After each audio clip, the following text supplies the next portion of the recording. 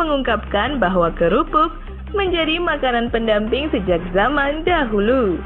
Sejarah kerupuk tersebut dijabarkan oleh sejarawan sekaligus dosen Departemen Sejarah Universitas Pajajaran bahwa kerupuk telah tercatat dalam naskah Jawa kuno sejak lama, tepatnya sebelum abad ke-10 Masehi. Artinya, dari penjelasan tersebut kerupuk sudah menjadi makanan pendamping untuk para nenek moyang pada masa itu. Halo teman-teman, kembali lagi bersama saya Ridha Saputra. Pada kesempatan kali ini saya bakal menjelaskan proses pembuatan kerupuk gendar legendaris khas Jawa Tengah. Bagaimana prosesnya? Yuk kita simak bareng-bareng. Nah, untuk tahap yang pertama siapkan 1 kg beras yang sudah dicuci bersih. Nah, ini saya masukkan ke dalam magicom. Kemudian dimasak sampai matang kurang lebih 15 menit untuk proses pembuatan pertama ya, nasinya, untuk nanti dicampurkan dengan bahan tambahan untuk membuat kerupuk gendar. Nah, selanjutnya untuk tahap kedua, sediakan sedikit bleng, terus ada bawang putih sama garam sedikit. Nah, ini nanti kalian bisa pakai 2 metode ya. Bisa di blender ataupun diulek. Kalau untuk cara tradisionalnya diulek ya. Nah, nanti kalau ini udah halus, baru dicampurkan dengan nasi yang sudah kita bikin sebelumnya. Diusahakan nasinya udah dingin ya.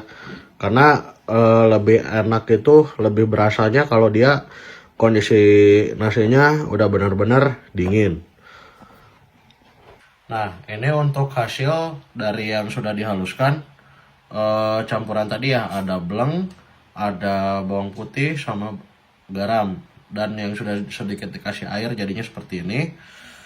Nah, kita tambahkan juga jangan lupa air hangat ya, bebas tapi jangan terlalu banyak. Nah, kita langsung campurin aja. Pertama-tama masukkan campuran yang tadi bleng yang sudah dihaluskan tadi ke dalam nasi.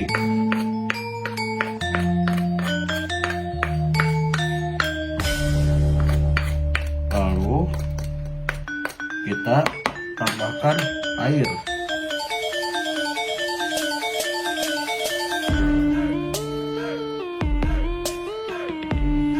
Lalu kita aduk. Harus merata ya guys ya, mengaduknya, agar nanti hasilnya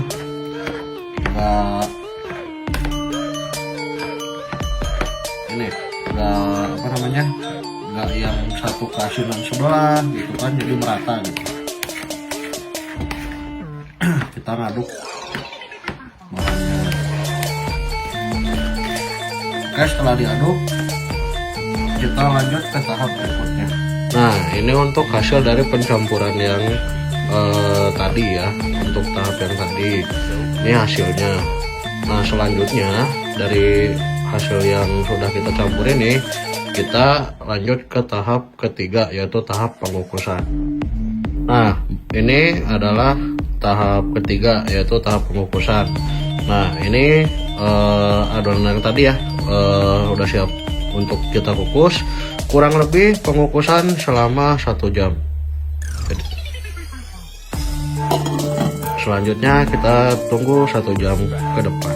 Nah, selanjutnya setelah kita tadi mengukus adonan gendarnya, berikut hasilnya. Nah, setelah itu tahap keempat, kita haluskan adonan gendar yang tadi sudah dikukus menjadi harus halus ya guys. Kita di sini pakai cara manual ya, pakai cobek.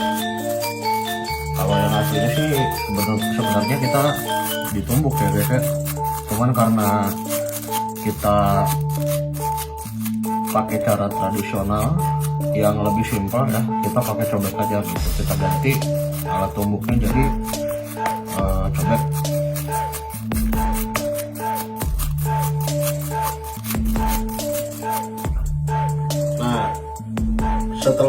tadi kita mengulek adonan dari ganjar yang sudah dikukus ini adalah hasilnya.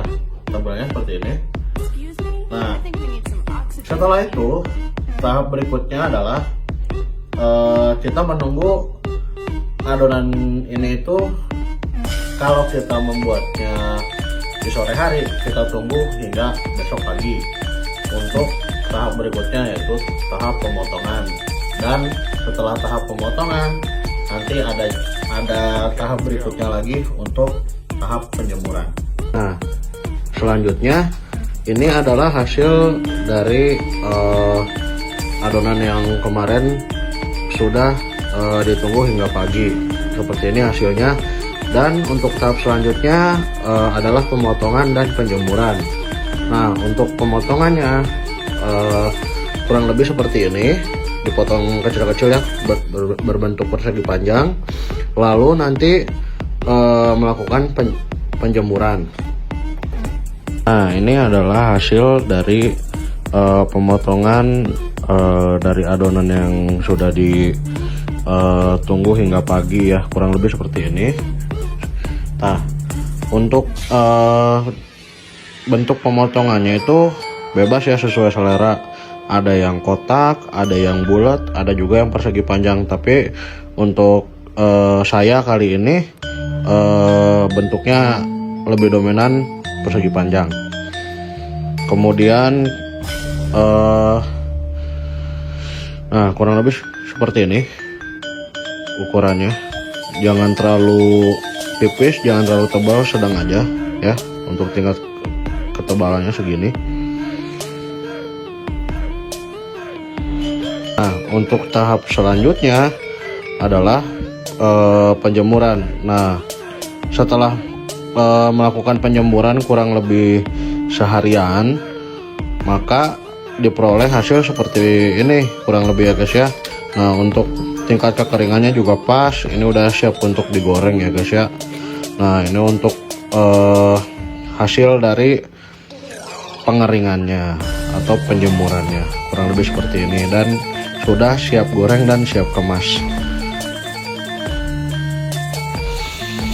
Berikutnya adalah tahap penggorengan. Nah, kurang lebih seperti ini ya teman-teman penggorengannya. Jadi ini untuk hasil kerupuk gendar yang sudah digoreng. Dan tahap selanjutnya adalah tahap pengemasan atau packaging. Untuk penampakannya yang sudah digoreng ya guys ya, untuk kerupuknya. Jadi kurang lebih seperti ini. Nah, ini adalah hasil tahap terakhir, yaitu tahap pengemasan, dan ini adalah hasil finishingnya. Nah, kurang lebih seperti ini ya untuk packagingnya. Dan untuk dari segi logo ada sedikit perubahan dari generasi pertama dan generasi sampai generasi sekarang. Hanya perbedaannya di corak atas dari gambar kerupuk dan corak bawah ditambahkan ornamen. Kalau dulu benar-benar hanya kerupuk dan tulisan legendaris saja, kurang lebih seperti itu.